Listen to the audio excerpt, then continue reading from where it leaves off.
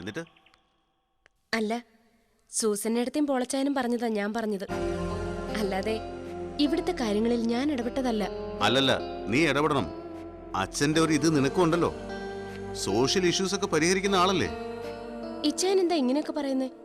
ഇച്ചായന്റെ മനസ്സിൽ എന്തോ ഉണ്ട്. ഏയ്, ഒന്നും ഇല്ലാത്തോണ്ടാ. മനസ്സിൽ ഒരുപാടുള്ള ആളുകൾക്ക് അങ്ങനെയൊക്കെ തോന്നുന്നതാ. ഈ വിഷയത്തിൽ നിന്റെ അഭിപ്രായം എന്താ? എനിക്കെന്താ അഭിപ്രായം? ഏയ്, അങ്ങനെ പറഞ്ഞാൽ പറ്റില്ല. ഫസ്റ്റ് റാങ്ക് വാങ്ങിച്ച ആളല്ലേ. ഒന്നുമില്ലേലും IAS ആകാൻ പോകുന്ന ആളുമല്ലേ. പറ.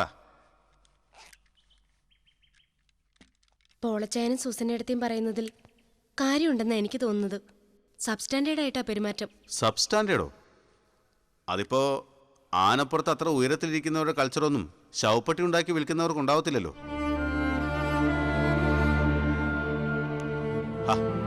വിഷമിക്കുന്ന എന്തിനാ? എന്നതാ ഇപ്പൊ നിനക്ക് വേണ്ടത്? ഒന്നുമില്ല.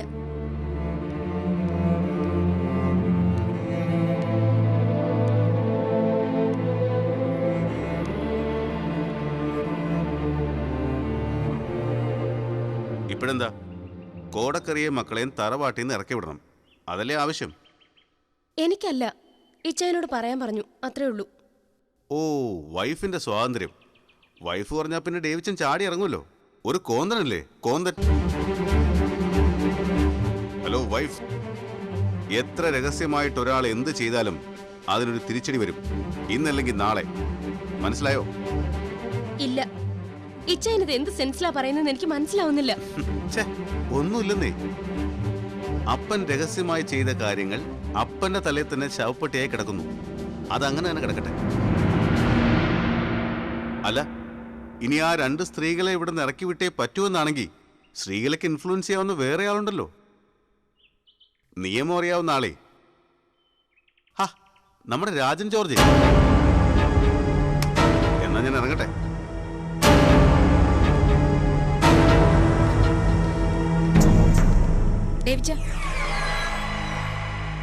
എന്താ വത്സമേച്ചി? രാജുവളിനെ കുറിച്ച് പറഞ്ഞ നിനക്ക് നോവാറുണ്ടല്ലോ. ദാ ഇത് കണ്ടോ? സ്ത്രീകളെ പോയി ഭക്ഷണം എടുത്ത് വെക്കേ.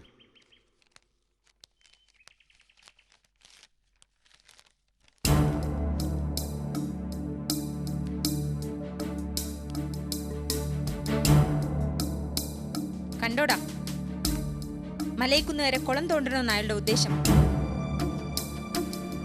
രാഷ്ട്രീയക്കാരിയോ തന്ത്രങ്ങളും ഉണ്ട്. പക്ഷേ ഇതിലെഴുതിയതുമായി എനിക്ക് ബന്ധമുണ്ടെന്ന് തോന്നുന്നുണ്ടോ? പാറമേൽ വക്കച്ചനുമായും പല പൊളിറ്റീഷ്യൻസുമായും വത്സമയ്ക്ക് തെളിവുകളുണ്ടത്രേ. കാര്യം മനസ്സിലായോ നിനക്ക്? അയാളൊരു സ്ത്രീലമ്പടന. അത് ഞാൻ ലോകത്തെ അറിയിക്കുന്നതിന് മുമ്പ് എനിക്ക് തിരിച്ചയച്ചതാ. ഡിവോഴ്സ് കിട്ടാൻ എളുപ്പമല്ലേ? ഭാര്യയുടെ മറ്റഫേഴ്സ്.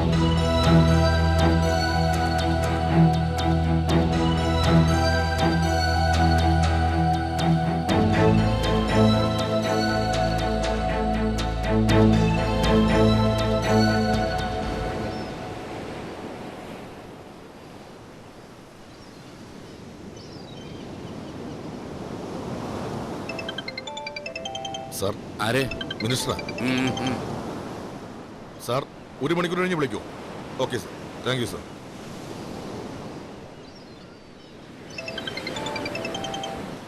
സാർ. എന്താടോ? സക്കായി മാപ്പിളയാ. എന്നതാണാവോ? ഞാൻ അങ്ങോട്ട് വരണോ? ഞാനിപ്പോൾ ബീച്ചിലുണ്ട്. ഓ, നമ്മുടെ റിസോർട്ടിലുണ്ടാവും. ഓ, ആയിക്കോട്ടെ. ജയ് ഹിന്ദ്. എന്നാടോ?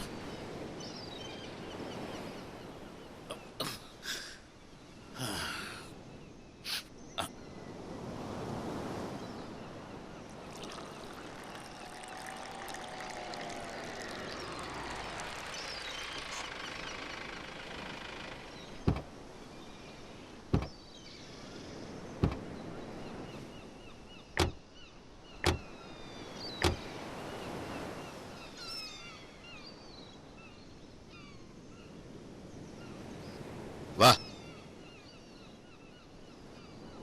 നമസ്കാരം. നമസ്കാരം. വരണം വരണം. എന്താ MLA, സുഗതനല്ലേ? അപ്പം പറഞ്ഞില്ലേ സാർ? വടി ഒടിയത്തുമില്ല, പാമ്പ് ചാവത്തുമില്ല എന്ന അവസ്ഥയല്ലയോ? ചാവണമൊന്നുമില്ല, അതിൻ്റെ പത്തിയൊന്നും താഴ്ന്നു കിട്ടിയാൽ മതിയായിരുന്നു. അതിപ്പോ MLA-യുടെ കുടുംബജീവിതത്തിലേക്ക് നീണ്ട പത്തി മാത്രമല്ല. ആ പ്രസംഗിരിക്കേ.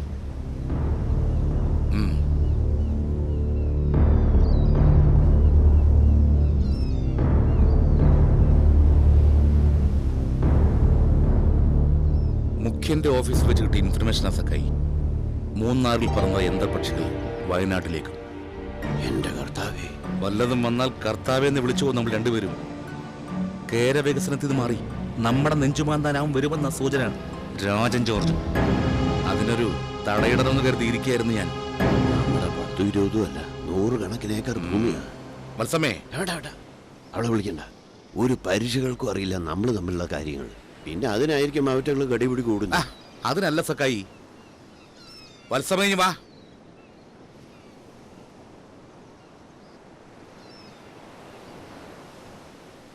നിന്റെ കഴുത്തിന്ന് മിന്നിറക്കാൻ കിട്ടിയ നോട്ടീസിന് കൊടുക്കുന്ന മറുപടി അത് നിനക്ക് സന്തോഷമാവുമല്ലോ. അയാൾ ചെയർമാനോ കമ്മിറ്റി മെമ്പറായ ഒരു ഓർഫനയുണ്ടല്ലോ. ഉണ്ട്. അയാൾ അതിന്റെ രക്ഷാധികാരിയാ, ചെറുപുഷ്പം. ആ, ഒരു ചെറിയ ഡോസ്. നമ്മളും മത്സമയൊക്കെ ജീവിച്ചിരിപ്പുണ്ടെന്ന് കാണിക്കാൻ ഒരു സ്മാൾ ഡോസ്. സാർ എന്ത് വേണേലും ചെയ്തു. എനിക്ക് അയാൾ നിന്ന് കരയുന്ന കണ്ട മാത്രം മതി. പെണ്ണ് കേസിൽ കുടുങ്ങിയിട്ടും നിറയാത്ത കണ്ണ് നിറയുമോന്ന് എനിക്കറിയില്ല. വയനാട്ടിലേക്ക് വണ്ടിയെടുത്താവും വരരുത്. അതിന് ഒരു ചിന്ന ഡോസ്.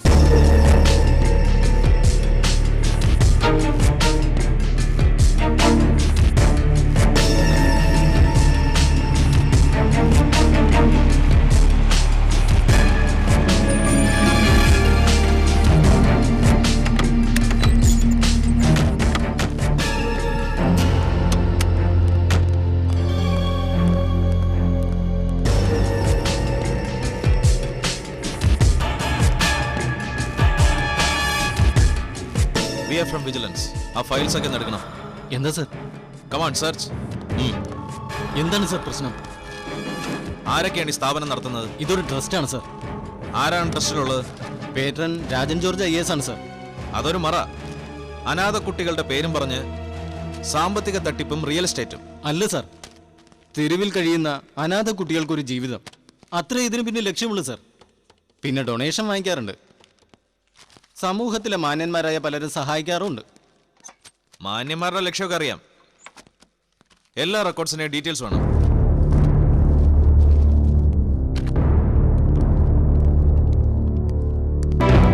ആരെയാ വിളിക്കുന്നത്? രാജൻ സാറിന് ഫോൺ വെക്കണം മിസ്റ്റർ. ഹോം മിനിസ്റ്ററിൽ നിന്ന് അങ്ങനെ ഒരു എൻക്വയറി ആവശ്യപ്പെട്ടിട്ടില്ല. DGP ആൻസർ ചെയ്യണം. ആ സർ, അദ്ദേഹം വന്നിട്ടുണ്ട്. വരാൻ പറയൂ സർ. വിതിൻ 24 hours അതിന്റെ വിശദ വിവരം എനിക്ക് അറിയണം. DGP നേരിട്ട് അന്വേഷിക്കട്ടെ. ശരി. Good morning sir. മോർണിംഗ്.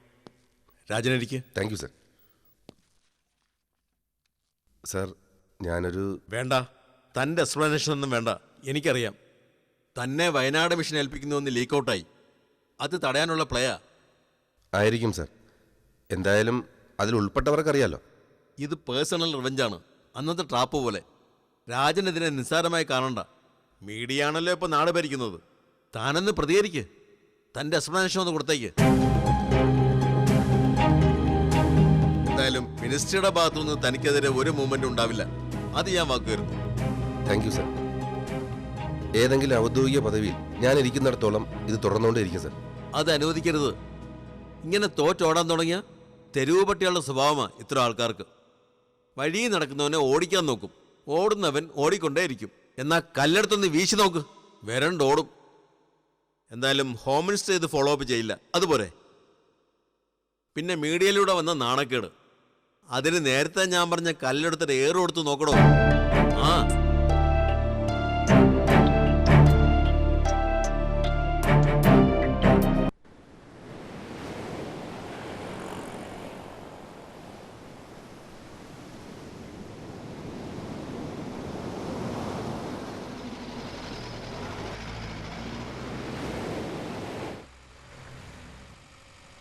കേട്ടെടുത്തോളം നമ്മളാ ഇതിന്റെ പിന്നിലെന്ന് സി എം മനസ്സിലാക്കിയിട്ടുണ്ട് അല്ലേ? ഉണ്ടെന്നാണ് സി എമ്മിന്റെ ഓഫീസിൽ നിന്ന് സ്റ്റെനോ പറഞ്ഞത്. പാറമേൽ വക്കച്ചന്റെ ഇൻട്രസ്റ്റ് ഇതിന്റെ പിന്നിലെന്ന് മനസ്സിലാക്കിയിട്ടുണ്ടെങ്കിൽ 24 അവേഴ്സിനുള്ളിൽ ഒരു എക്സ്പ്ലനേഷൻ ചോദിച്ച് മെമ്മോ വരില്ല DGPയുടെ ഓഫീസിലേക്ക്. വരില്ലടോ. രാജൻ ജോർജിനെ സേവ് ചെയ്യാൻ സി എമ്മിന് താല്പര്യമുണ്ടെന്ന് വ്യക്തം. അപ്പോ കളി ഇവിടം കൊണ്ട് തീരില്ലെന്നർത്ഥം. നോക്കാം.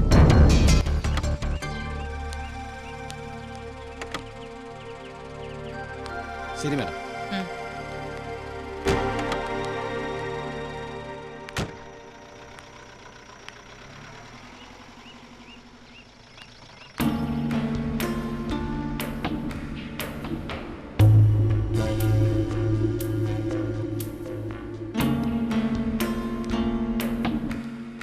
നിനക്ക് ഒരുപാട് ശക്തിയില്ലേ? രാജൻ സാറിനെ നിനക്ക് രക്ഷപ്പെടുത്താൻ പറ്റില്ലേ? രാജൻ സാറിനെ ട്രാപ്പ് ചെയ്യാൻ വേണ്ടി നടത്തുന്നത് ഇതൊക്കെ. സ്വന്തം ഭാര്യ തന്നെ ഭർത്താവിനെതിരെ ഇങ്ങനെയൊക്കെ ചെയ്യാന്ന് പറയുമ്പോ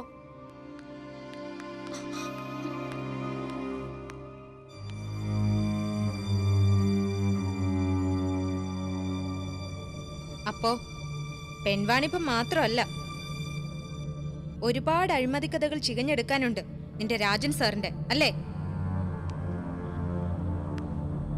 പോലീസ് അന്വേഷണം വന്നാ നീ മറുപടി പറയേണ്ടി വരും. പഴയ കേസിലെ കൂട്ടുപ്രതിയല്ലേ? പക്ഷേ ഞാൻ വത്സമ്മ മേഡത്തിന്റെ ഇഷ്ടപ്പെട്ട അനിയന്റെ വൈഫും കൂടിയാണല്ലോ. അങ്ങനെ ഒരു MLA മേഡം ഇവിടെ ഇരിക്കുമ്പോ എന്നെ തെരഞ്ഞ് പോലീസ് ഇവിടെ വരില്ല. ആമേ റൈറ്റ് മേഡം? എന്നോടും അപ്പനോടുള്ള വാശിക്ക് നിന്റെ കഴുത്തിൽ അവൻ കെട്ടിയ മിന്ന് അവന്റെ കൈകൊണ്ട് തന്നെ MLA സ്ഥാനം രാജിവെച്ച് രാഷ്ട്രീയ വനവാസത്തിന് ഇറങ്ങുമായിരിക്കും അല്ലേ? അത് തന്നെ വേണം മേഡം. അപ്പോ ചില്ലറക്കാരി അല്ല നീ. ഒരു പ്രത്യേക ചങ്ങല വേണം നിന്നെ തളയ്ക്കാൻ, അല്ലേടി? ഇനി എന്ത് തളയ്ക്കാനാ മേഡം? നിങ്ങൾ കാണിച്ച വഴികളിലൂടെ ജീവിക്കാൻ മുതിർന്ന പെണ്ണാ ഞാൻ. ഓർമ്മയുണ്ടോ നിങ്ങൾ ധനസഹായം വാഗ്ദാനം ചെയ്ത് വീട്ടിൽ വന്ന ദിവസം? നിങ്ങൾ കൂട്ടിവിട്ട ആളുകൾക്കിടയിൽ നിന്ന് വ്യഭിചരിച്ച് ജീവിക്കാൻ വരെ തയ്യാറാണെന്ന് പറയാൻ ചങ്കൂറ്റം കാണിച്ച പെണ്ണാ ഞാൻ. ഇച്ചായന്റെ മുന്നിൽ പൂച്ചയെ പോലെ ഒതുങ്ങി നിൽക്കുന്നത് ആ മനുഷ്യനോടുള്ള സ്നേഹം കൊണ്ടാ. ആ മനുഷ്യന്റെ കാരുണ്യം തിരിച്ചറിഞ്ഞതുകൊണ്ട് മാത്രം. നിങ്ങളിപ്പ തുറന്നു പറഞ്ഞല്ലേ ഉള്ളൂ, എങ്കിലും ഞാൻ മനസ്സിലാക്കിയിട്ടുണ്ട്. നിങ്ങളിപ്പോ ഇച്ചായന്റെ അടുത്ത് കടിച്ചു കൂടുന്നത് സ്നേഹം കാണിക്കുന്നതും എന്റെ താലിയർത്ത് കാണാൻ തന്നെയാ. എനിക്കതറിയാം. അത് നടക്കില്ല മേഡം. നിങ്ങൾ രാഷ്ട്രീയക്കാരുടെ ഭാഷയിൽ പറഞ്ഞ നിസ്സംശയം വെല്ലുവിളിക്കുക ഞാൻ. അല്ലെങ്കിൽ ഗോതയിൽ കാണാം.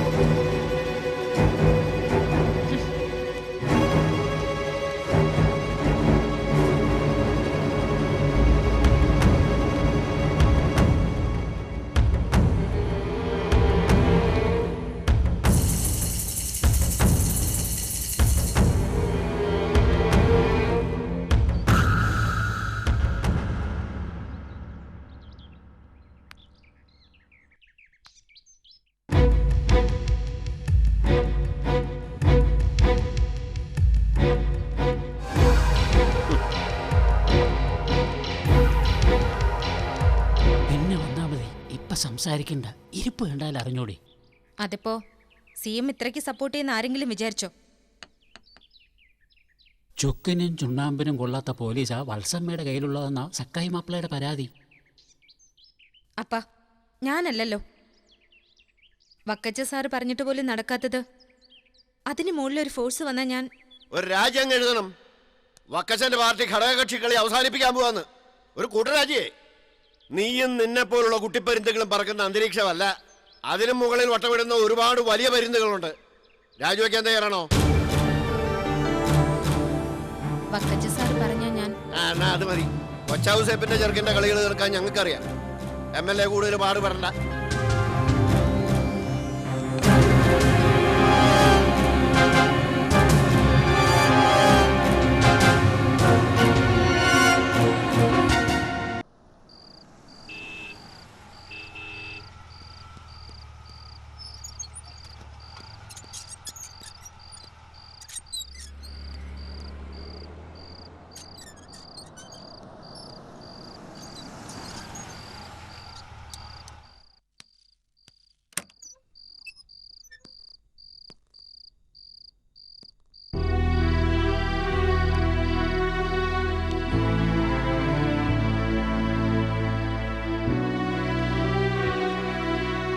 എന്താ കുഞ്ഞുമോളെ അത്? എന്തിനാ വിഷമിക്കുന്നത്?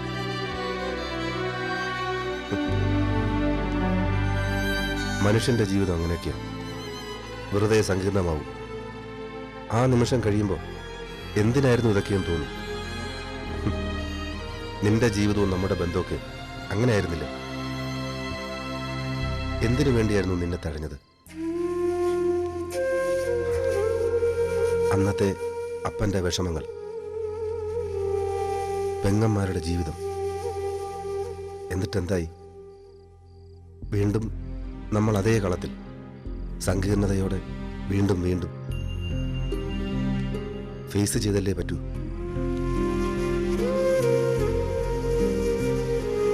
തോൽക്കുന്നവൻ എന്നും തോറ്റുകൊണ്ടേയിരിക്കും. ജയിക്കണമെന്ന് തീവ്രമായി മോഹിച്ചാലേ ഒരു ചെറിയ ജയകൂലം നമുക്ക് കിട്ടും.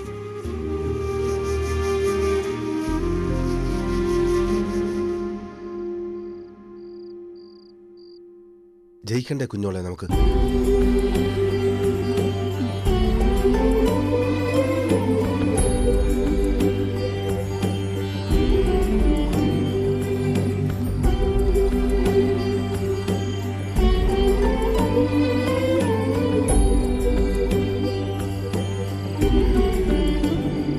ഒരു വിവാഹമോചന കടലാസിന് ഇത്രയും കോളിളക്കമുണ്ടാക്കാൻ പാകത്തിന് മാറിയിരിക്കുന്നു നമ്മുടെ രാഷ്ട്രീയം. അല്ലയുടെ വക്കീലെ? അതെ. ആ സാറൊന്നല്ല. ആ രാജാ, നന്മയുള്ള ചിലരെങ്കിലും ഭൂമിയിൽ അവശേഷിച്ചിട്ടുണ്ടല്ലോ. അല്ലെങ്കിൽ സക്കായി മുതലാളിയുടെയും MLA-യുടെയും ചിങ്കിടികൾ മാത്രമല്ല ഈ മലനാട്ടിലുള്ളതെന്ന് മനസ്സിലായില്ലേ? അപ്പോ നമുക്ക് കുറച്ചുകൂടി ഊർജിതമായി പൊരുതുക തന്നെ, അല്ലേ വക്കീലേ? അതെ. ആ മുള്ളിലെടുക്കാൻ മുള്ളു തന്നെ വേണം സാർ. സാറിനെ അനാവശ്യമായ സ്കാൻഡലിലേക്ക് വലിച്ചഴിച്ചതല്ലേ.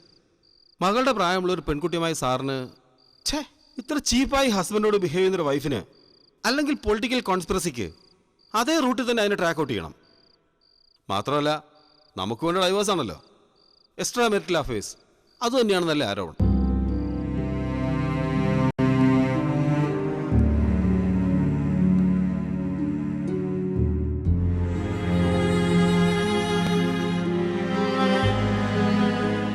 എന്നതാടാ മോനെ ആലോചിക്കുന്നത്?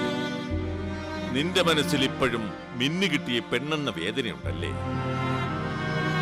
രാജാ, നീ ഇപ്പോഴും മനസ്സില്ലാ മനസ്സോടെ അപ്പം പറയുന്നത് കൊണ്ട് മാത്രം നിൽക്കുന്നു എന്നാണെങ്കിൽ അപ്പന്റെ വാശിയും വൈരാഗ്യമൊക്കെ വിട്ടേക്ക്. നീ വേദനിച്ചിട്ട് ഒന്നും വേണ്ട. എന്താ വക്കീലെ, വല്ല മാർഗവും ഉണ്ടോ? നോട്ടീസ് അയച്ചു, ഇനി വേണമെങ്കിൽ വിഡ്രോ ചെയ്യാൻ. നോ.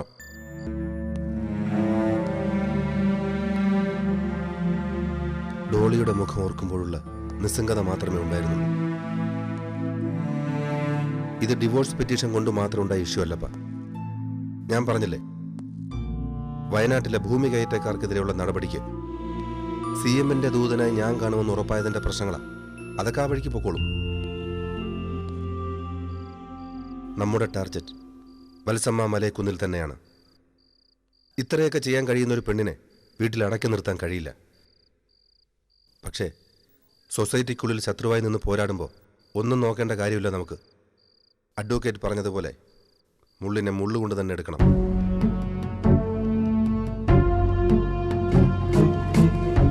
മാങ്ങാത്തലയൻ കൊച്ചവസേപ്പെന്ന ഒരു വിളി മാത്രം മതി. കാൽച്ചുവട്ടിലുള്ള ആ ഇരിപ്പെന്നോർത്താ മാത്രം മതി. അത് മാത്രം മതിയപ്പ. മകനെ മനസ്സിലാക്കുന്ന അപ്പന് വേണ്ടി ആ അപ്പനെ മനസ്സിലാക്കുന്ന മകനായില്ലെങ്കിൽ പിന്നെ എന്ത് കാര്യമാപ്പാ?